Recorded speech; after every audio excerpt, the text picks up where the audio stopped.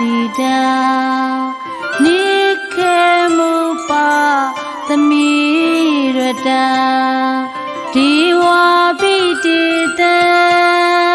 ပိဟာရာတိတံဗုဒ္ဓနာတတိမတေ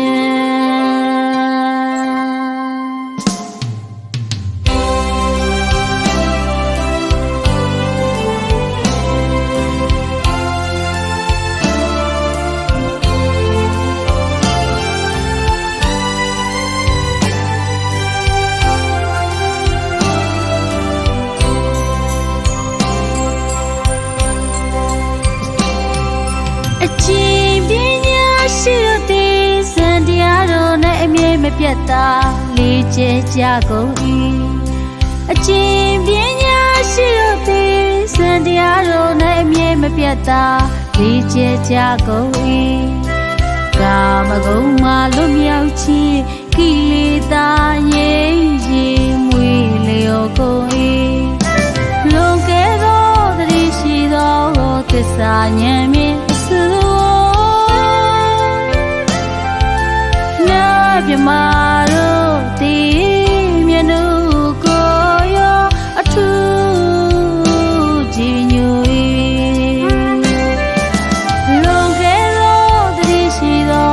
သစ္စာဉာဏ်ဖြင့်စွမ်းနာမြမတို့ဒီမြနုကိုရောအထူးကြည်ညို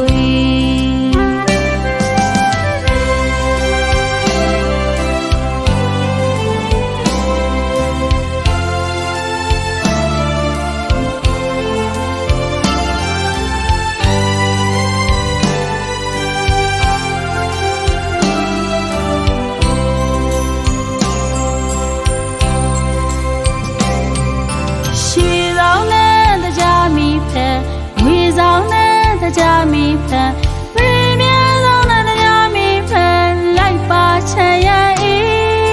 တကူရာဒီကအောင်စွာအလုံးဖျားစုပန်နတ်ပြည်ထမလူပြည်ဝါဖျားရှင်ပြဲလဲကြွသည်ဒေကတနကိုပြေမမီပူဇော်ထွန်းကြီးကြ